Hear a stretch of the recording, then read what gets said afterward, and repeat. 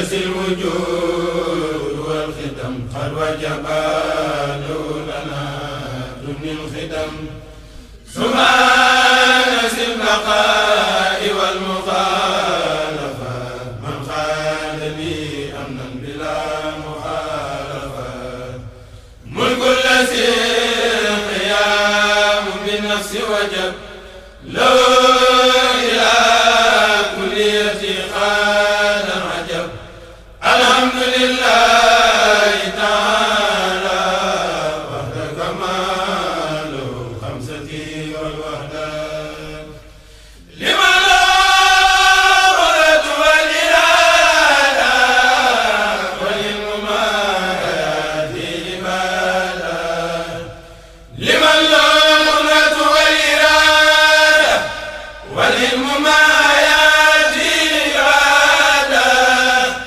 لمن له قدرة والإرادة وللممايات عبادة لمن له سمع كما له البصر مع كلام كل شيء ونصر هو تعالى المريد العالم الحي هو الفريد الله ربنا سميع وبصير ومتكلم وجاد بقصور لم يلغت عدم ولا حدوث ولا فناء للذي منه الحديث رب وليس له تماثل ولا افتخار بل له مماثل حمدي لباقي جل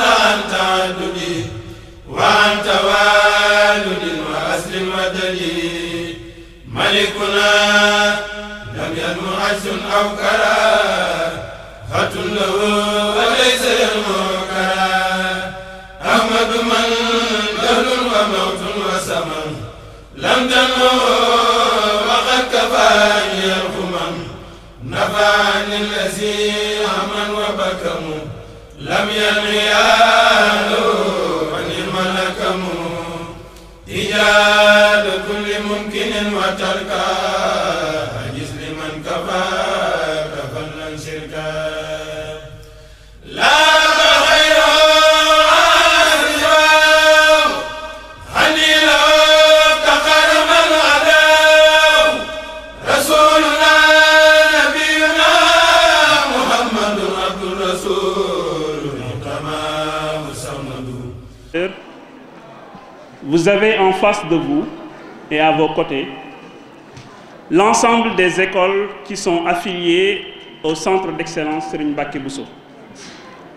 Les élèves, leurs professeurs ici présents, les membres du personnel administratif, les parents d'élèves et tous les collaborateurs de l'Institut Al-Azhar, je veux dire les collaborateurs de Serigne Mame Mbacké dans sa noble tâche.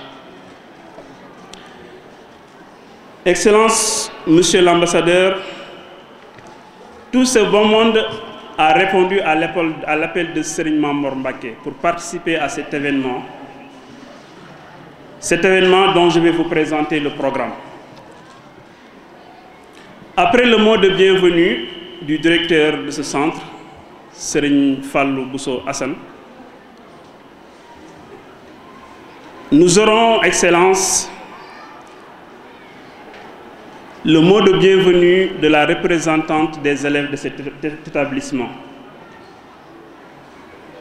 Par la suite, Monsieur l'ambassadeur, si vous le permettez, avec votre permission, vous allez nous donner vos quelques impressions par rapport à cette visite, ou les opportunités ou les perspectives d'avenir que vous avez peut-être avec l'Institut Al-Azhar.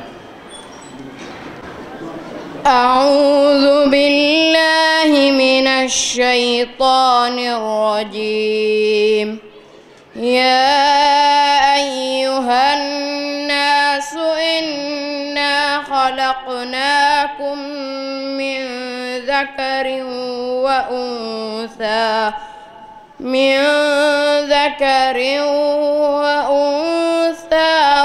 جعلناكم شعوبا وقبائل لتعارفوا إن أكرمكم عند الله أتقاكم إن الله عليم خبير قالت الأعراب آمنا قل لم تؤمنوا ولكن قولوا أسلمنا ولما يدخل الإيمان في قلوبكم وإن تطيعوا الله ورسوله لا يلدكم من أعمالكم شيئا إن الله غفور رحيم إنما المؤمنون الذين آمنوا بالله ورسوله ثم لم يرتابوا وجاهدوا بأموالهم وأنفسهم في سبيل الله أولئك هم الصادقون قل أتعلمون الله بدينكم والله يعلم ما في السماوات وما في الأرض والله بكل شيء عليم يمنون عليك أن أسلموا قل لا تمنوا علي إسلامكم بل الله يمن عليكم أن هداكم للإيمان إن كنتم صادقين إن الله يعلم غيب السماوات والأرض والله بصير بما تعملون صدق الله العظيم. Bismillahi Rahmani Rahim. Excellence, Monsieur l'ambassadeur du Royaume d'Espagne au Sénégal, Mesdames et Messieurs, au nom et sous les directives de notre guide Serigne Mamor Mbacké Mourtada, au nom de Serigne Saliou Mbacké, le directeur général de l'établissement islamique Al-Azhar, et au nom de tout le personnel qui travaille avec nous, aujourd'hui, Excellence, nous sommes très heureux et très honorés aujourd'hui de vous recevoir au sein de notre établissement, qui est l'un des établissements islamiques Al-Azhar fondé par le vénéré Cheikh Mouhamadoul Mourtada en 1975. Nous profitons de cette occasion pour vous témoigner notre disponibilité à travailler ensemble avec vous pour le développement des relations entre le peuple espagnol et le peuple sénégalais, plus particulièrement la communauté mouride à laquelle nous appartenons. Nous terminons notre adresse en vous souhaitant un bon séjour au Sénégal, le pays de la Teranga. Que la Teranga sénégalaise soit avec vous partout dans vos déplacements dans le Sénégal. Mais encore, nous vous souhaitons la réussite de votre mission. Encore une fois, soyez les bienvenus. Merci beaucoup. Assalamu alaikum. Il a été directeur général adjoint de la coopération avec les pays d'Amérique du Sud à l'Agence espagnole pour la coopération internationale. Il a été conseiller culturel à l'ambassade d'Espagne à Cuba, conseiller à la représentation permanente auprès de l'Organisation des Nations Unies et chef adjoint à l'ambassade d'Espagne au Vietnam. Il a été directeur de la coopération avec l'Afrique et de l'Asie de l'Agence espagnole de coopération internationale pour le développement. Et depuis le 20 juillet 2015, M. Alberto Virella, que je vous demande d'applaudir, est ambassadeur du Royaume d'Espagne dans notre pays. Honorables invités, mesdames et messieurs, je vous prie d'applaudir et d'accueillir sur ce pupitre son Excellence, M. Alberto Virella Gómez. Serigne Mame Mor Mourtada, autorité, monsieur le directeur, les professeurs, les élèves, je suis vraiment touché, impressionné pour cet accueil chaleureux, extraordinaire que vous avez m'offert. C'est avec un très grand plaisir que je suis aujourd'hui à Touba, parmi vous, pour mieux vous connaître, pour que vous me connaissiez un peu plus. Avec ces mots qu'on vient d'entendre de présentation de ma carrière, bon, vous avez fait une exposé très longue, mais vous avez, je remarque ça, trouvé un trait d'union, un trait d'ouverture. Vous avez rappelé que je suis né au Portugal, donc pas en Espagne. Il y a déjà un mélange sur l'Atlantique, comme la côte du Sénégal sur l'Atlantique. Donc c'est peut-être cet esprit d'ouverture, de mélange aussi, de partage qui est dans mon cœur et qui vraiment m'a fait sentir une forte les chaleurs que vous avez transmises. Je voudrais ajouter aussi quelque chose qui n'est pas dans mon curriculum. Quand j'ai eu la possibilité de choisir, ou pas de choisir, mais de demander de devenir ambassadeur auprès de mon ministre des Affaires étrangères, j'avais la possibilité de nommer 5 pays, 5 ambassades de l'Espagne au monde, et de me proposer en tant que candidat. Et je n'ai que demandé un seul pays, une seule ambassade. C'était de devenir ambassadeur au Sénégal.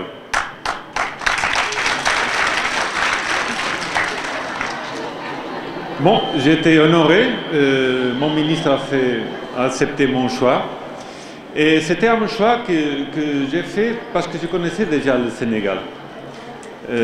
J'étais en tant que directeur de coopération avec l'Afrique et l'Asie. J'ai voyagé, visité plusieurs pays. Je connaissais donc un peu déjà le Sénégal.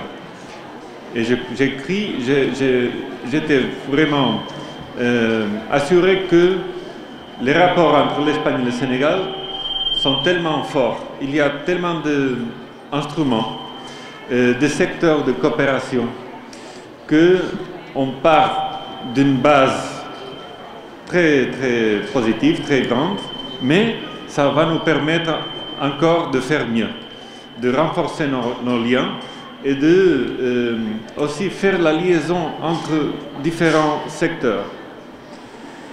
C'est-à-dire, il y a l'éducation, il y a les rapports commerciaux, il y a des investissements privés, il y a des investissements publics, il y a des rapports culturels, il y a de la coopération dans le domaine du développement agricole, dans le domaine de la bonne gouvernance, renforcement des capacités des institutions sénégalaises et de l'État sénégalais. Et maintenant, qu'est-ce qu'on peut faire en plus? Bon, peut-être faire la liaison entre ces plusieurs secteurs, optimiser nos efforts, les efforts bilatéraux. Et aussi, on va rappeler que les Sénégalais en Espagne sont une communauté très importante, très forte et très bien intégrée. Il n'y a pas de problème en Espagne avec les Sénégalais, comme il n'y a pas de problème avec les Espagnols au Sénégal. Nous sommes aussi des gens très bien intégrés. Bon, c'est pas difficile, c'est le pays de la Teranga. Et j'en vous remercie.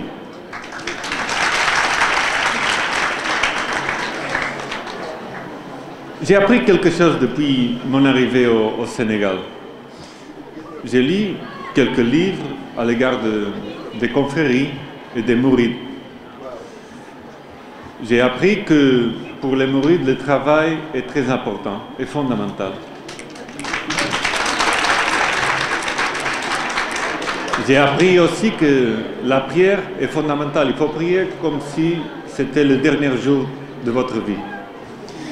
Mais aujourd'hui, c'est c'est plus qu'évident qu'étudier l'étude est aussi important.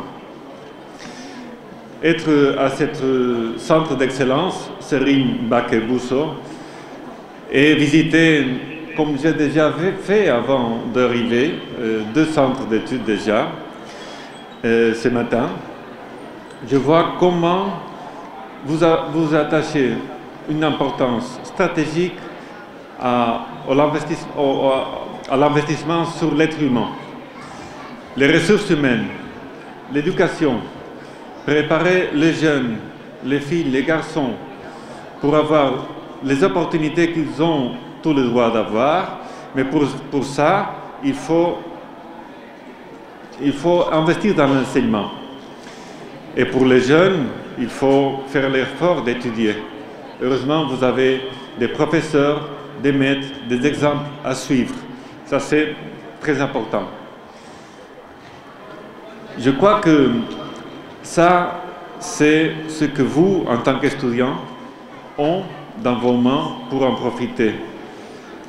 Profitez l'investissement que votre guide, Serigne Mame Mor Mourtada, les professeurs, les institutions où vous êtes, vous offrent. C'est vraiment le meilleur investissement pour continuer et pour progresser et avoir du bien-être, pas seulement pour vous individuellement, mais pour vos familles et vos communautés et votre pays. Quand je suis demandé qu'est-ce que vous, en tant qu'ambassadeur d'Espagne ou l'Espagne, peut faire pour vous, et s'il y aura des opportunités pour aller en Espagne, pour travailler ou pour étudier, je dis, il faut travailler surtout pour que vous avez 2 choix, au moins 2 choix.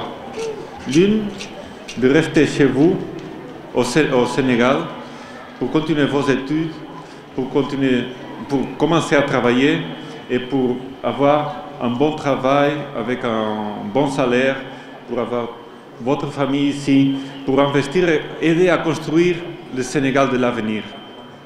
Ça, c'est un choix que, en tant que citoyen sénégalais, vous avez tous les droits.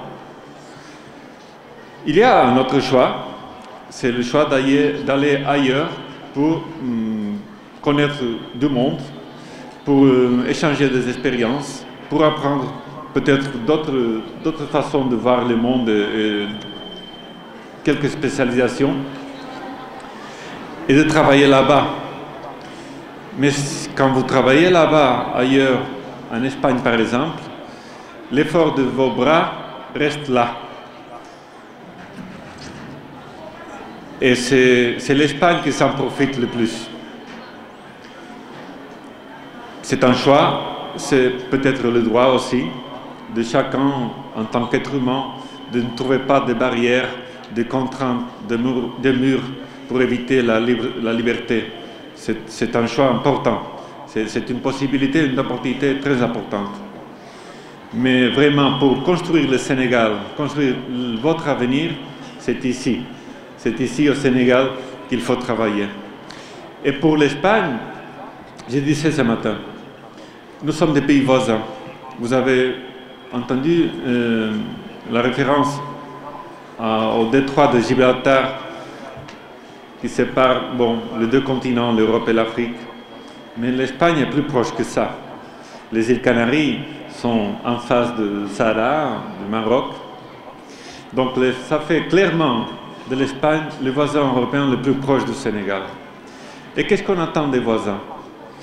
Qu'est-ce qu'on vraiment a besoin de voir chez nos voisins? Nous, en tant qu'Espagnols, on a besoin de vous voir dans le chemin de la prospérité, du progrès, de la paix, de la stabilité, de la croissance économique. Pour nous, ça c'est le plus important. Mais pour chaque voisin, si vous, en tant que Sénégalais, vous voyez ce qui se passe au Mali quand il y a des conflits, des problèmes graves, ça c'est pas bon pour le Sénégal. C'est la même chose pour l'Espagne. Quand nos voisins ont des problèmes, c'est pas bon pour nous. Donc on veut vraiment, et on a fait quelques efforts, et on va continuer à les faire, pour vous accompagner, pour vous aider. Mais votre force principale, c'est votre leadership, votre clairvoyance, votre décision de prendre le chemin que vous vraiment avez besoin de prendre, ou décidez de le prendre. Pour les Espagnols, pour l'Espagne, on ne peut que vous accompagner. Et si quelquefois, ou dans le passé, quelqu'un a pensé qu'on a le chemin pour vous le raconter, on a les solutions à vos problèmes, nous nous sommes trompés. Ce n'est pas comme ça. Chaque peuple a le droit de prendre leurs propres décisions, de prendre leur propre chemin, et les autres de le respecter. Et pour l'Espagne, j'utilise deux mots en Wolof, permettez-moi d'utiliser, c'est votre langue nationale aussi, que, à mon avis, explique vraiment ce que l'Espagne veut faire avec le Sénégal. Andando Jarigno. Merci beaucoup.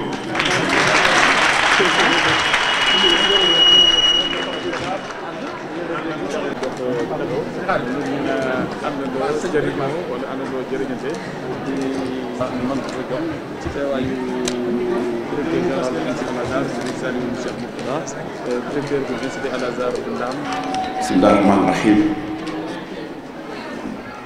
Alhamdulillahi rabbil alamin, arrahmanirrahim, maliki yawmiddin. Salawatullahi wa salamuhu ala sayyidina Muhammadin abdihi wa rasulih. Monsieur l'ambassadeur, monsieur le directeur général, monsieur le professeur, chers élèves, chers parents d'élèves, Excellence, à la suite du message de bienvenue prononcé par la direction de l'Institut, vous me permettez d'ajouter quelques mots avant de laisser à l'un de mes collaborateurs le soin de compléter. Monsieur l'ambassadeur, c'est pour nous un plaisir et un grand honneur de vous recevoir ici à Touba, la ville sainte, car votre pays constitue pour les Sénégalais une seconde patrie malgré les difficultés économiques du moment. En effet, l'Espagne reste toujours la même terre d'accueil, si tolérante pour notre communauté. Monsieur l'ambassadeur, je voudrais vous remercier sincèrement au nom du Khalife général et au nom de toute la communauté musulmane, surtout la communauté mouride, pour la compréhension et la tolérance dont votre pays fait montrer à l'endroit de mes concitoyens. Les manifestations culturelles célébrées chaque année partout dans votre pays, avec la participation active de vos autorités, constituent cet égard un exemple édifiant. Excellence, soyez sûrs que les portes de Touba vous seront toujours ouvertes. Bienvenue encore une fois. Assalamu alaikum wa rahmatullahi wa barakatuh.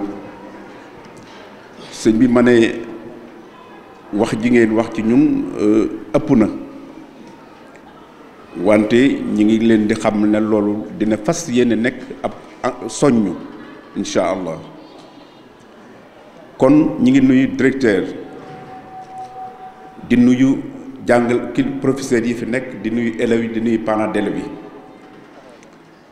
di leen xamal ne tey ñu ngi am ganu ambassadeur monsieur Roberto mu fi ñëw fi tey di ambassadeur bu royaume Espagne ci Dakar defe naa ne lii mooy njëkku génnam ndax yàggagu fi mu am mbégte ci ñëw fi ñu wax ko mu ñëw ñu accueillir ko fii ci centre bi nga xam ne bu centre sëñ Mbacke Bousso la te sëñ Mbacke Bousso ku ne xam na ni mu demee ci yoon wi ak ci xam-xam ñuy sant bu baax discours yi ñu fi dégg yëpp te am lekk ci directeur bi ak ñi nga xam ne yéen ñëpp yéen fi wax ñu am ci xale yi tamit ñu xam ne ñun toujours li ñu bëgg rek mooy yéen ngeen xam ne ñoom pays Espagne dafa nekk pays boo xam ne bu jafe la ci pays tubaab yi ndax ñun fu nekk la ñuy dem waaye pays bu am tolérance na ñoom ak pays boo xam ne saa boo fa duggee da nga yeex a yëg ne yaa ngi nekk ci dëkku tubaab loolu mooy li fa ëpp.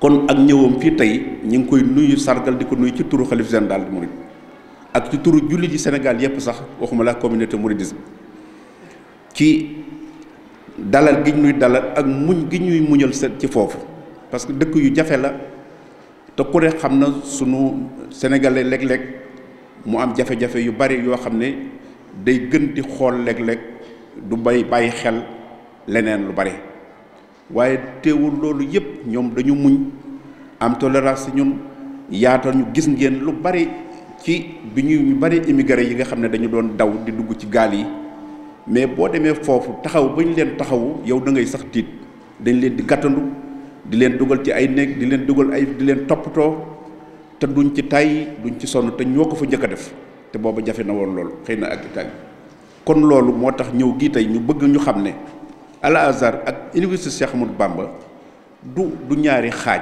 dafa continuité la man maa waxoon ne nañu fexe ba yéen sunu doom yi ngeen bañ a génnati ndaxte dafa doon jafe te dafa amoon yu bari yuñ ci doon bàyyi xel te loolu am na ci lu bari loo xam ne ñëw na tey loolu moo taxoon ñu créer mu continuité ci Al Azhar ba léegi si sax étudiants yi nga xam ne moom la ñu état bi di jël indil dama koy wax ne suñu sañoon ngeen di ñu tànnal étudiants yi jóge ci bachelier yi jóge woon Azhar yàlla def na ñoom itam ministre de l'enseignement supérieur dana fi ñëw sax ci samedi bii ñu jëw rek incha allah waaye état Sénégal dañ leen di wax loolu ne leen bu ngeen ñu jox ay étudiants jox leen ñu bokk fii ñu jàngee Azhar ndax wax dëgg yàlla bi ñuy créer université bi Azhar a taxoon bëggoon ñoom ñu commencé bu ñu jàng di ndaw continuer fi bañ a am benn rupture ci seen diggante loolu moo taxoon ñu créer ko kon loolu moo tax ñu jàpp ne njaboot gi yëpp benn njaboot bi la kon fii tey buñ fi ñëwee defe naa ne war ngeen a xam ne amul xaajali ko war ngeen a xam ne tamit yéen suñuy doom yéen la ñu yaakaar ëllëg ndax fi jamono toll ku ci dimbalewul sa njaboot da nga ko sonal yow itam da nga sonal sa bopp kon nag loolu rek moo tax ñu gis ne nii ngeen defit nag gis nañ ci xalaat yoo xam ne ak wax yoo xam ne mësuñu koo xalaat sax xëy na sax ñun damay wax ne nit dëgg du wax ne kenn bett na ma koo gis rek respecté ko ba gis lu tax nga doyadil ko moo tax bett na ma ñun duñ ko bëgg di wax ndax dañuy jàpp ne lu ne war ngeen ko mën fu ne war ngeen faa mën a egg lu ne it war ngeen ko mën a xam mais li ñu gën a wax mooy gaawaayu egg foo xam ne xëy na loolu mën naa am mu tudd bett waaye te du bett lu ngeen war te mën a def wala lu ngeen war te mën a xam kon ñu ngi leen di gërëm ci taxawaay bi jàngale ko surtout professeurs yi ak yéen encadreurs yi ndax li ñu fi gis ak organisation bi ak ni ñu def ñun ñëwuñu fi benn yoon ñëwuñu fi ndax li ñu fi gis bettuñu ci yéen kon nag ñu ngi leen di xamal ne Espagne tamit loolu la dañoo bëgg ñi nga xam ne ñëpp yàlla def na ñi am baccalauréat bu beneen yoonee ñi ngi am ak ñoom am nañu fi mu ne ay accords yoo xam ne ci wàllu journalisme la am na yuñ fi war a yóbbu sax ci wàllu ay yu bari ci wàllu technique loolu yëpp dañ ko bëgg di ko def bu ko defee nag moom mii tamit bala ñuy dem danañu waxtaan ci yi nga xam ne yëpp soxla nañ suñu xale yi ngeen di fa dem moo tax góor-góoru leen te xam ne ñun fi ñu bëgg ñu jëm fa fu sori la xëy na loolu yàlla na ko yàlla def te yaakaar naa ne dina ko def parce que lii yëpp bañ ciy wax ba ñuy wax ci yéen seen tolluwaay bi ëpp na fanweeri at te booba du woon xëy na am na ci ñu juddoogul sax booba kon lépp loo xam ne nit da koy bëgg rek te yàlla tax yàlla rek moo ko cee gérer moo ko cee doy ko kon nag na ngeen góorgóorlu te xam ne ñëwam bii du lu tuuti ndax ambassadeur la moo fi représenté Espagne te Espagne dëkk bu am solo la te itam bëriwul dafa yëgaguma fu mu ko génne ci réew mi comme ni ko ambassadeur bu fi njëkkoon def kon nag loolu dafa wane ne ñoom te ñoom duñu tâtonner duñu làmbatu du ñoo xam ne da ngay jóg rek ne leen jóg leen ñu dem wala nga sol sa mbubb mu rafet wala nga sol kaalawu xamuñu loolu lépp lu ñuy def ñun xam nañ ci bala moo ñëw sax dana xam ci ñun loo xam ne sax ñun xamuñu ko kon nag nit ki xam ci yow ba saa buñ ñëwee ci ñoom moo tax buñ leen fonkee nun leen fonki rek nañ ko gën a fonk ca biir parce que ka lay gëstu ba xam la ba nga jaral ko jóg te lu mu du def mukk lu mu xamut kooku lam gis ci yow ba tax nga jóg kooku defe naa ne kooku amulatoo ko njukkal lu dul sant ko kon ñi ngi gërëm ñëpp di leen gërëm xale yi di leen ngeen góorgóorlu te xam ngeen am ngeen chance bu bare lépp lu ci ni ngeen ko waxee xëy na loolu jombul xaw ma discours xaw ma ci kii bi wante li am solo mooy ubbi nañ filière yu bare xam ngeen ne Dakar ya fa nekk loolu ci université Cheikh Ahmadou Bamba la toog parce que ñi étudiants yéen Sénégal yéen enseignement supérieur moom dana fi ñëw samedi bii di ñëw ñooñu ay étudiants lañ yoo xam ne ñëpp dañoo am bëgg wax naa leen ko léegi nii leen man li ma gënaloon ba may tag kii bi mooy Al Azhar université bi nekk université boo xam ne ku ci ñëw yàlla def na it wax dëgg yàlla ñu ngi leen di sant parce que la fa jotagoon ñëw ci étudiants yi xawma 400 la ñu xawma ñi ci ëpp ñëpp ci Azhar lañ jàngee kooku ba tey daf ñuy gën a dimbale rek ba lii ñu bëgg ci yéen te lii ñu gis ci yéen mu mën a continuer ba ëllëg ak si biir Sénégal nekk réew moo xam ne ay exemple la doon ci àdduna bi kon nag ñu ngi leen di ñaanal ngeen gën a góorgóorlu ñu xam ne noonu lañ koy defee ci dëkk yu bari fexe mu gën a yaatu fexe ñu am képp ku ci nekk lépp loo filière lépp loo xam ne bëgg nga ko yow di ko jàng ñi ngi fexe ba am ay convention ak i partenariat ci pays yi nga xam ne loolu moo tax ñu dindi barrage langue bi boo amee sa baccalauréat boo amee sa ki langue boo bëgg a jàng ci langue yi gën a am solo ci àdduna bi nga mën faa dem ba noppi nag des ak sa bopp parce que loolu lañ doon wax ñun dañu wax ne jàngal boo koy def nit da ngay fexe mu jàngale ko mu noppi mu bàyyi ko ak boppam waaye boo jàngalee bu noppi naa ko nii ngay solo nii ngay waxee nee nga def kooku jàngaloo ko pour xam-xam mais da nga ko jàngal sa bopp fii nag loolu amu fi dañoo bëgg ngeen jàng am seen liberté am seen xam-xam kenn ku nekk sa conscience di la guider ak sa pas-pas loolu mooy tax nit ki mën a dem fu sore kon nag ñu ngi leen di gërëm di leen ñaanal asalaamaaleykum wa rahmatullahi wa barakatuh. Wahim barke borom Touba. Excellence, vous allez aisément comprendre l'émotion qui est la mienne de prendre la parole pour essayer de compléter ou de commenter le discours de votre hôte aujourd'hui, en l'occurrence Serigne Mame Mor Mbacké Mourtada. Mais je voudrais tout de suite, dès l'entame de mon propos, dire ceci. Nous vous avons écouté et nous avons compris votre préoccupation. C'est-à-dire des jeunes qui, en quête de biens matériels, quittent leur pays pour aller, si vous permettez, envahir l'Europe. Je vous dis tout de suite, Excellence, aucun élève ayant fréquenté les instituts Al Azhar ne s'aventurera dans cette aventure. Jamais. Excellence, il est important de signaler ce que j'ai vu ici. Al Azhar, une vision de cohabitation entre les peuples. Al Azhar, tant d'efforts pour un Sénégal meilleur. Comment pouvaient-ils enrichir leur pays, développer leur pays sans y rester? Ce n'est pas possible. Mais pour cela, ils ont besoin d'une éducation. Pour cela, ils ont besoin d'une formation. Pour cela, Excellence, ils ont besoin d'être éduqués dans des valeurs qui sont les valeurs de Cheikh Ahmadou Bamba, qui sont les valeurs de Cheikh Mouhamadoul Mourtada. Ces valeurs qui sont traduites en comportement de tous les jours. Monsieur l'ambassadeur, vous pouvez visiter toutes les prisons du Sénégal. Vous ne verrez pas un seul pensionnaire de ces prisons qui a fréquenté les instituts Al Azhar. Okay. Voilà l'œuvre de Cheikh Mouhamadoul Mourtada. Monsieur l'ambassadeur, on va prendre le revers de ce que vous avez fait. Nous allons commencer par Cheikh Mbacké Bousso pour terminer à Dakar. Vous avez commencé à Dakar, vous êtes venu à Touba. À Dakar, c'est l'université. Ici, nous avons le préscolaire. Ici, nous avons l'élémentaire. Ici, nous avons le secondaire. C'est d'ici qu'ils quittent pour aller à Dakar pour continuer leurs études. Et ce matin, je vous ai désigné, je vous ai montré une usine pour vous dire que cet centre est logé dans une usine. Voici le propriétaire de cette usine. Il est là à côté de vous. Ce sont les mêmes valeurs, Excellence. Ce sont ces valeurs qui font que les instituts Al Azhar Si nous pouvions parler français, nous allons dire que l'Institut Al-Azhar n'est pas un établissement privé. Le privé signifie une activité qui génère des bénéfices que le propriétaire de l'usine ou de l'entreprise met dans sa poche et il en fait ce qu'il veut. Ce n'est pas le cas à l'Institut Al-Azhar. Voilà un institut où tout enfant, comme l'a dit cette fille, a le droit de venir, de rester et d'être éduqué, quel que soit le moyen de ses parents.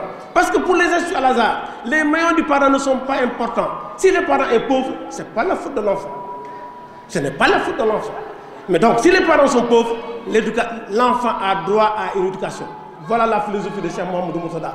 Tous les enfants qui sont ici, s'ils ont les moyens de payer, ils payent. S'ils n'ont pas les moyens de payer, ils vont rester. Parce que c'est cela qui va leur permettre, Excellence, demain, de prendre en charge leur éducation et de prendre l'éducation de leur famille. Mais si on les éduque, il a dit un mot important, le leadership. Monsieur l'ambassadeur, vous êtes là pour accomplir une mission. La mission, elle est permanente. Les ambassadeurs sont nommés à Dakar. Heureusement, vous avez choisi à Dakar, vous êtes venus. Merci pour cela. Mais vous allez partir ailleurs. Et nous vous le souhaitons. Nous vous souhaitons beaucoup de succès. Que vous ayez une promotion, que vous deveniez un plus grand homme dans ce pays. Mais quelqu'un d'autre va venir pour poursuivre la mission. Cette mission-là, c'est la mission de Cheikh Ahmadou Bamba. Cette mission-là, c'est la mission de Cheikh Mouhamadou Mourtada. C'est cette mission qu'il est en train de remplir aujourd'hui. Donc la mission, elle est permanente. Mais les missionnaires, comme les ambassadeurs, passent et s'en vont. Mais la mission, elle reste et elle demeure. Mais maintenant, pour éduquer ces jeunes, pour leur montrer des valeurs, Seigneur Mamour dit ceci: je ne vais jamais tendre la main. Jamais. Parce que si je tends la main, les enfants que je veux éduquer vont tendre la main. Non. Je vais compter sur mes moyens propres. Pour cela, qu'est-ce qu'il faut faire?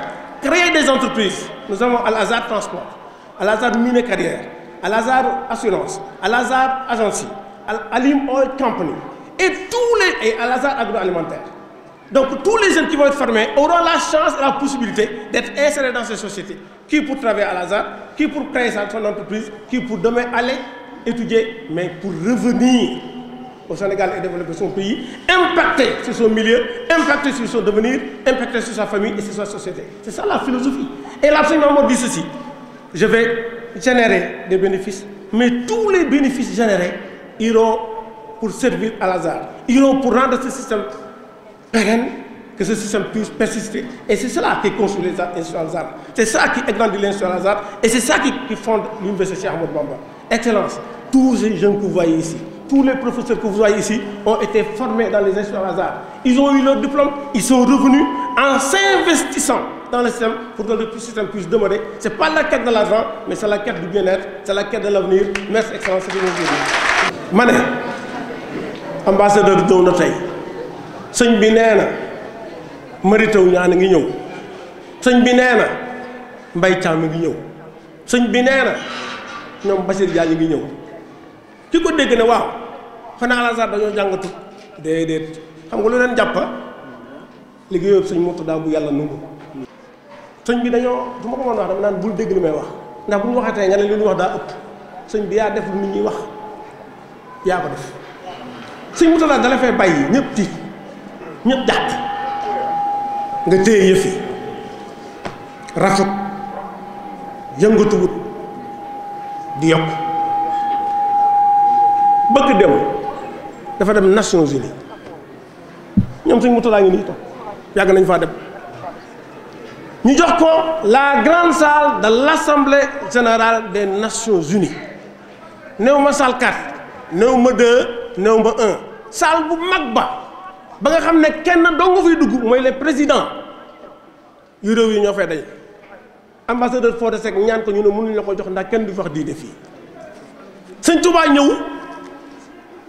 sëñ Touba ñëw Fodé Seck toog ñaari fan ñu invité ko ne ko lii si doy ñoo la ko jox bi Dalai Lama moo la ko jox mu demaat seeti waa ji ne ko waa ji sëñ bi yow damaa ñëwoon nga ne fii kenn du wax diine ñaari kat diine la waa ji ne teg na ko Fodé demal bu suba sëñ bi salaam a ngi toog so suba sa waa ji ñëw na ko Fodé mu ne ko waaw mun na ko jox naa la saal bi Fodé ne xam na ne Serigne Touba la fu ñu kenn du wax diine ñu jox ko kan Cheikh Ahmadou Bamba pour Bamba day ku ko jiite sëñ Mamour Mbacke moom sëñ Mourtada